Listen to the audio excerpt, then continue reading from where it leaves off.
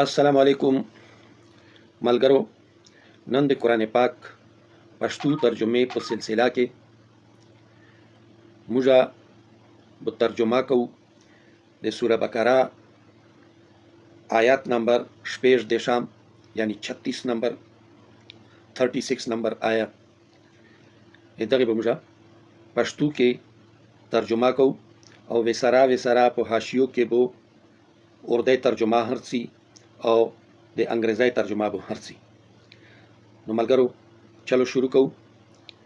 بسم الله الرحمن الرحیم. الله نومې سره شروع کوم چې ډیر مهربانه ده او ډیر رحم کوونکې ده. فازلهما الشیطان عنها. فازلهما پس وشویول یعنی د دواړه آدم علیه السلام او د ده ښځه بیبي حوا د دواړه وشویول. چا وشویول؟ الشیطان شیطان عنها یعنی په دغه بوټي باندې چې د کوم بوټي نه دوی منې کړي وو چې دې ته به نږدې نه ورځو، خوړن خو یې پرېږده، نږدې به نه ورځو، لاګه به نه پکو. نو شیطان دوی دواړه په دغه بوټي باندې وشویول یعنی دوی ته څه وسوسې ویروچولې یا شیطان دوی ته اننه جسم ته ورننوتل یا بیا منګوره په شکل کې یا د منګوره سره د څه مدد وخوسته یا د څه شي څه مطلب ده، خو الله تعالی دلته کې هغه شیونه نه ذکر کوي چې شیطان څرنګه دوی وشویول. خو چونکې دا د انسان د بنی آدم یا د آدم علیه السلام دکې چې کوم اوس یعنی کمزوري د انسان کمزوري مشته دلته کې شیای شي چې کمزوري څه شي دو؟ کمزوري دا غدو چې د باندې وسوسې غالبې دی شي یا دا چې څه شي نه تر معنی کې نو هغه طرف ته د تللو د یو خپل خواهش کېدای شي چې د تحریک په دکې اردرومي. خو دلته کې واضح ذکر دا د څه شي د شیطان چې شیطان دوی وشویول. شیطان سره ډېر ستر علم ده. نو هغه کېدای شي چې دا وی ته یې لیوي چې اولته کې چې دا کوم بوټه ده جنت په هغه ګوټ کې نو هغه نه تاسو منې کړیو دا خو په پوخ کې لګېدل ده یو بل ځای کې ده دینه خو نه ومنه. یعنی اوس دا کېدای شي دغه سلسله وی ته شي دی یا څه نور داسې څه وجوهات وی ته پیش کړی چې یاره دا د دنای بوټه ده د کې به ته عقل روشي یا د کې به دا وشي یا د کې به دا وشي مختلفه فائدې کېدای شي وی ته شي. نو انسان چونکه حریص ده نو هغه په دغه خبرو کې روغله او څه شی وشول دوی باندې هغه چار وکړه چې کیمه نه الله تعالی دوی منې کړي وو. فاخرجهما اوس الله تعالی څه شی کوي؟ فاخرجهما پس ویستل دوی مما کان فيه یعنی اوس شیطان دا کوشش و چې دوی د دې ځینه روزي نو هغه غلطي په وکړه او هغه دی واجنه. اوس دلته کې څه چې شیطان هغه کوشش دی واجنه دوی دواړه چونکه لغزش ونه وشوال غلطي ونه وشوا نو هغه غلطي په سزا کې دوی د هغه ځینه اروي استایشول چې کیم زوی کې دوی مخ کې وو یعنی په جنت کې دوی وو. اوس یعنی جنت ژوندون ټول جنت دوی ته ورکړو، ټول جنت دوی په تحویل کې ورکړو چې ګرځو پکې چې کیم زینت اوسو ته شای خرو ته شاید شو چې تکي پوتې کېږو چې تکي څومالو څنګه چال کو خپل ګورګوټک پکې وایو خپل مستای پکې کو. خو ګورو چې دغه بوټي ته ورنږدې نشو او هغه خبره وشوه چې انسان د کیم شینه چې تمنې کوي هغه طرف ته دای زیات درومي دا یی چې ځای ویلې د غزوینه منې کړه یم صرف داغه چې په دغه کیمه کمزوري دو دغه کمزوري دیوا جنا شیطان په دوی باندې غالب شو او دوی وشویول یعنی دوی ته علم و هغه با وجود دوی د شیطان په خبره کې روغلل او هغه بوټی ته نه صرف ورنږدې شول بلکې وایځکه. نو اوس دوی د هغه په سلی کې دوی اروي استای شول کیم زینا مما کان فيه چې کیم زوی کې دوی پوتې کېدل کیم زوی کې چې دوی وو یعنی جنت نه ارواح استای شو. وقلنا او ویل مو، الله تعالی دلته کیایي چې مو ویل اهبطو کوز شو. اوس آرډر میلو شو کوز شو. پہلا دغه رکوع پہلا آیات باندې سوچ وکړو چې الله تعالی فرشتو ته یایي چې زه مځکه باندې خپل خلیفہ جوړم.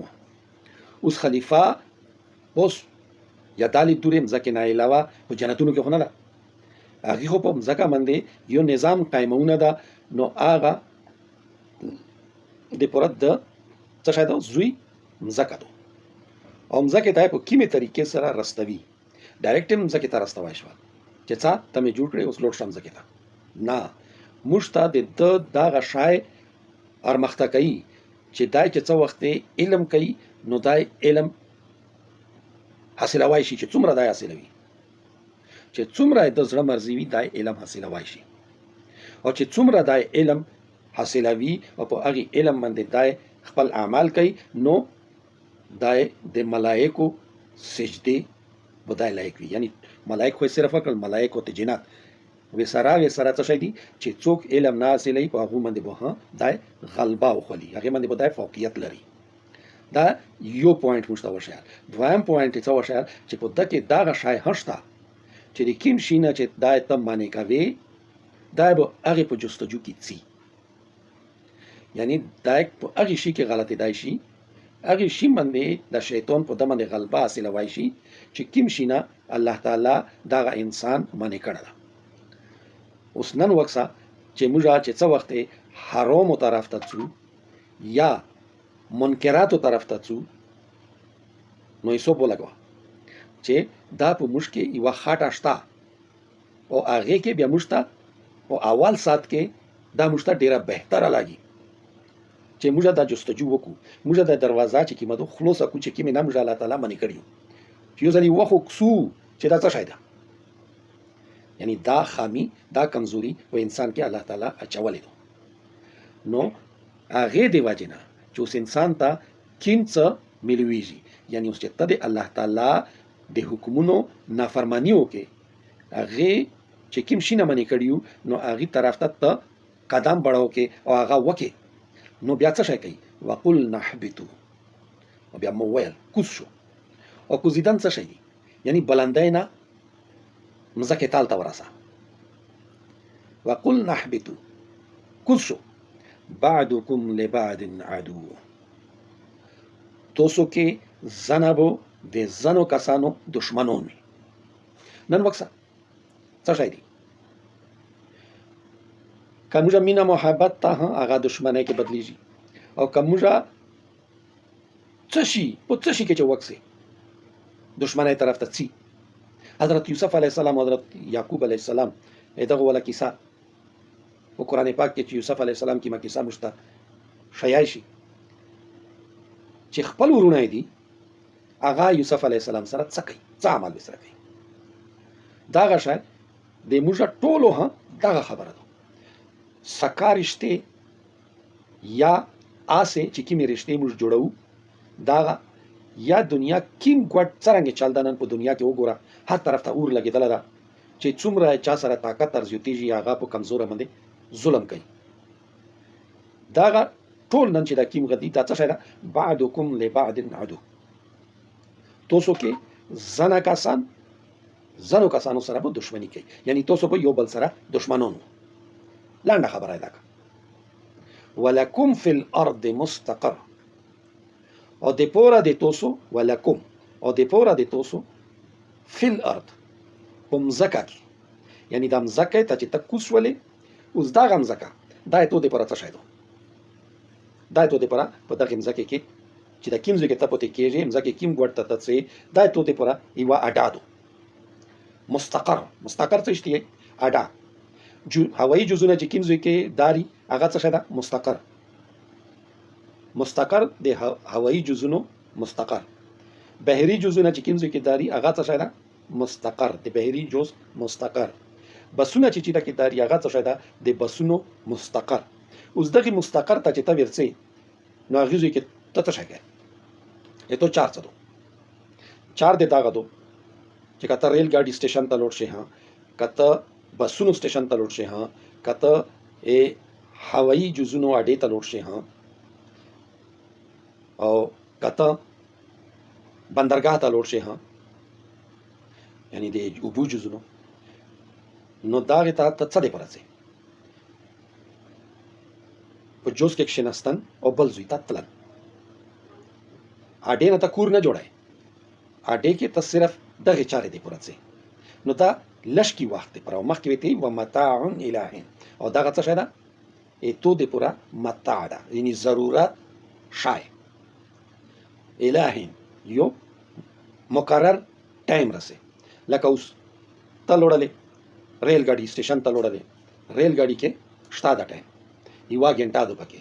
اوس تو ټیکټ وخوسته دا په ریل ګاډي کې ولې ته کې ته په آرامګاه کې یا په برنډې کې ته یوه ګنټه اوس تو تېرونې دو، او دا ته تېروې څرنګې چې ته دې څه شی خوراک وله ولیدل، رو دې خوستل، یوه پیله چای دې ولیدله هغه دې روخوستله، په پیسو دې وخوستله، دغه شی په ایرپورټ کې دغه شی ده، په بسونو اډې کې دغه شی ده. څه وخت تو مقرر بس روشي، جوز روشي، یا ریل ګاډه روشي، یا د تو اوبو جوز روشي شپ، نو تو دغه ټایم ختم شول، اوس ته هغې ته ورخېږي، ته بورډینګ کوې، نو دغه د تو مقرر وخت چې کوم ده دغه ده. نو ملګرو امید ده چې دغه آیات به موږ تاسو په سمجھ کې ولئ او مخکې آیات رسې. اجازت غواړم. الله حافظ.